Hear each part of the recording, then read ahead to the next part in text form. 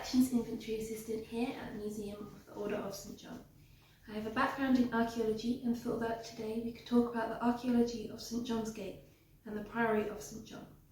As some of you may know, the presence of the Order of St John at this site goes back to the 12th century.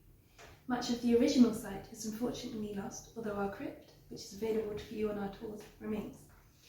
The gate, where we are standing now, was built in 1504, and the church across the road has been remodelled and rebuilt many times, most recently after being bombed in the Second World War. Although not all of the original site remains, we can use the archaeological and documentary evidence we have to help map out what the site here at the gate originally looked like, how it was used, who used it, and how it has changed over time. Archaeology can unveil aspects of the past that historical and documentary material cannot, and the archaeology of London as a whole is extremely rich, and the site of the Priory and the Gate is no exception to this.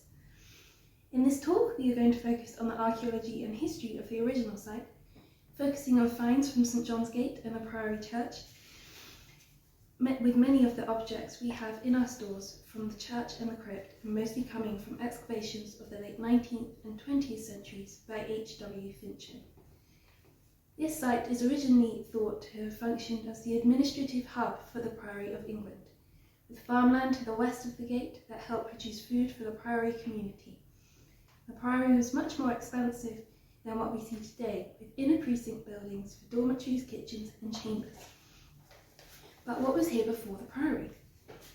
The excavation report before the Priory, produced by the Museum of London Archaeology, reveals the finding of the Corbet's Tay gravel deposit. These natural deposits from the River Fleet date to around 300,000 to 120,000 BC and help provide insight for past climatic and landscape reconstruction. These gravel deposits provide an important context for the preservation of the evidence of the Paleolithic environment.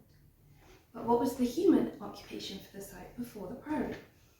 The earliest evidence we have comes from the Roman period, with Roman features and soil horizons suggesting a settlement located close to the site, with finds such as quarry pits, pottery sherds, bricks and tiles, all typical of the 1st and 2nd centuries AD. Another site which predates the Priory is an Anglo-Saxon site, with pottery sherds, a loom weight, oyster shell and herringbones found indicating a domestic settlement dating to around 450 to 550 AD. This site is of regional importance for early Anglo-Saxon occupation and one of only a dozen or so found in the Greater London area. But how did the Priory come to be built here? It is important to picture that in the 1100s, the site of St John's Gate and the Priory was the outskirts of London.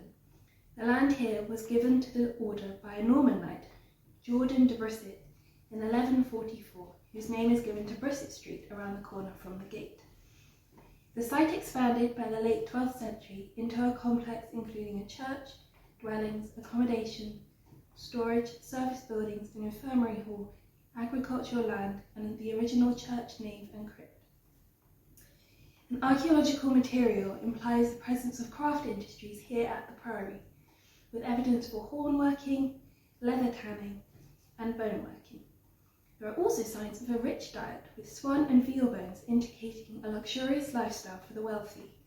Cattle and sheep were also used, not only for their meat, but their milk and wool too. Similarly, through the study of human and insect remains, we can map out the health of residents and their activities, with particular insects indicating the presence of stables at the Priory. Here we have some examples of stones. We have a large collection of stone from the original church and Priory buildings in our collection.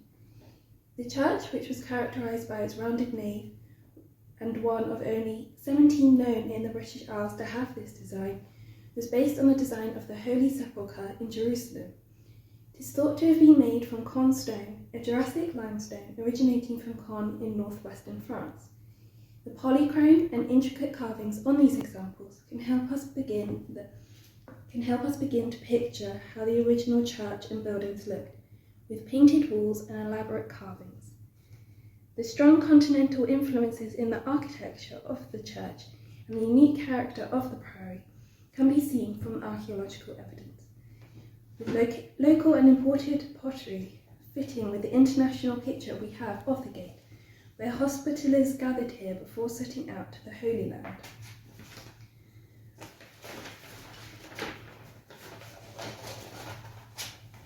We also have a large collection of Westminster floor tiles, with around 60 found at the site within the Priory.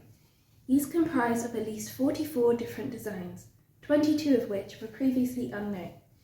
The earliest of these tiles was associated with demolition contracts between 1280 and 1330 on the site of the rounded nave of the church.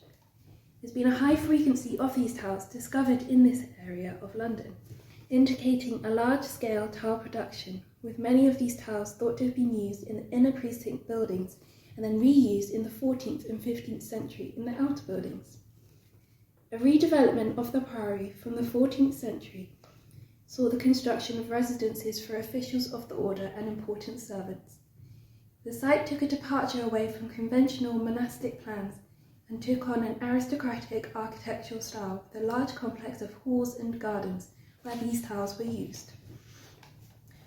Although the archaeology of the Priory and the gate mainly consists of architectural material, archaeology can help provide insights into the personal lives of the people who occupy these historic buildings.